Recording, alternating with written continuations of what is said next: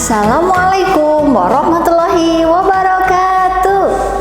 Hello everyone, how are you today? Apa kabar anak-anak hebat teladan? Welcome to ICT class. Selamat datang kembali di kelas ICT bersama Bunda Ajeng. Sebelum memulai pembelajaran, mari kita berdoa terlebih dahulu. Let's start our lesson today with reciting basmalah together. Bismillahirrahmanirrahim. Pada pembelajaran ICT semester ini, kita akan belajar tentang digital content. Nah, seperti apa sih digital content itu? Okay, make yourself comfortable and stay focused on the video. You may pause for a moment if you feel my explanation is too fast. Are you ready? Sudah siap? Well, let's check this video out. Sederhananya, digital content adalah konten dalam beragam format, baik teks atau tulisan, gambar, video, audio, atau kombinasinya yang diubah oleh mesin pembaca ke dalam bentuk kode sehingga dapat dibaca, ditampilkan, atau dimainkan oleh mesin digital atau komputer dan mudah dikirim atau dibagi melalui media-media sosial. Untuk contoh teks sendiri bisa berupa caption, status, ataupun artikel-artikel yang ada pada blog. Untuk konten gambar, contohnya seperti gambar pada sosial media Instagram maupun Pinterest. Nah, untuk konten video pasti anak-anak sudah sering melihat contohnya ya, yaitu video pada YouTube. Kemudian untuk konten audio dapat berupa musik ataupun podcast yang sering kita dengar, baik itu di Spotify, YouTube Music, ataupun platform lain. Media digital sendiri juga beragam, mulai dari blog, website, podcast, hingga media-media sosial yang kini telah menjadi bagian dari hidup manusia modern sehari-hari. Nah, contoh media sosial sendiri ada blog, Instagram, YouTube, Twitter, Facebook, Pinterest, TikTok, dan lain-lain. Nah, berikut Bunda berikan beberapa contoh blog. Yang pertama adalah destibacabuku.com. Salah satu book blogger Indonesia yang cukup senior adalah Pauline Desti Nugraini atau Desti.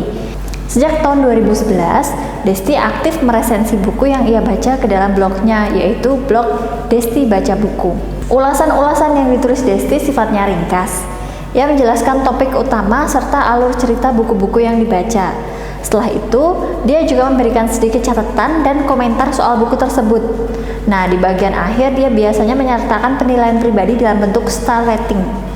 Tak lupa juga identitas buku seperti penulis, penerbit, serta tahun terbit ia sertakan. Contoh blog yang kedua yaitu virustraveling.com. Nah, blog Virus Traveling ini dimiliki oleh seseorang bernama Bobby Ertanto. Nah, blog ini memiliki tampilan yang sangat menarik, tapi elemen visual bukan satu-satunya yang membuat blog ini menjadi inspiratif. Konten-konten di dalamnya lah yang membuat blog ini menarik dan unik. Bobby sendiri memiliki gaya storytelling yang cukup detail dan runut. Di beberapa konten, ia tak hanya bicara soal pengalaman berkunjung ke suatu tempat, tapi ia juga mengupas kearifan lokal di lokasi tersebut. Maka, tak heran jika ia banyak diajak bekerja sama dengan berbagai brand dan layanan traveling yang terkenal. Contoh blog yang ketiga yaitu danirahmat.com. Dani Rahmat membuat blog yang membahas tentang keuangan dan finansial. Ia berhasil menyajikan pembahasan keduanya dengan ringan tanpa menghilangkan detail informasi. Sama seperti slogan blognya, duit dan hidup diobrolin santai.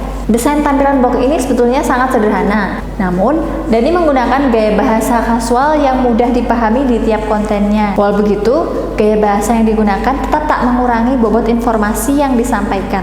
Nah, itu tadi contoh blog yang kontennya berisi teks dan gambar. Sekarang kita akan melihat konten-konten yang berupa video, yang biasanya diposting di media sosial YouTube. Mari kita simak contoh-contoh dari channel YouTube.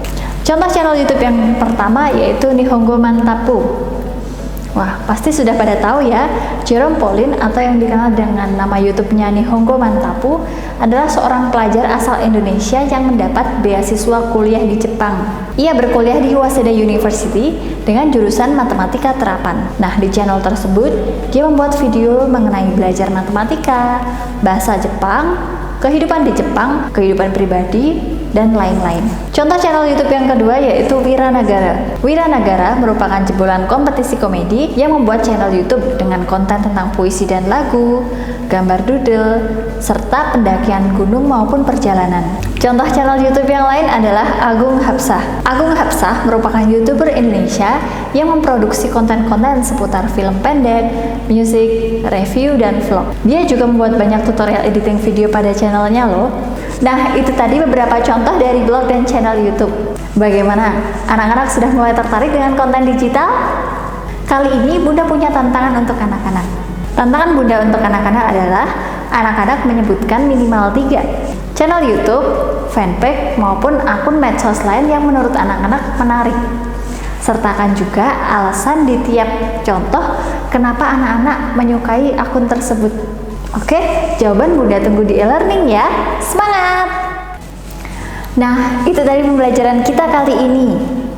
Apabila anak-anak masih ada yang belum jelas, anak-anak bisa tanya ke Bunda Ajeng, browsing di internet, ataupun mencari di buku. Ingat, jangan patah semangat karena semua anak di teladan itu hebat. Okay, let's finish our lesson today with reciting Hamdalah together. Alhamdulillahirabbil alamin. Well, that's all from me.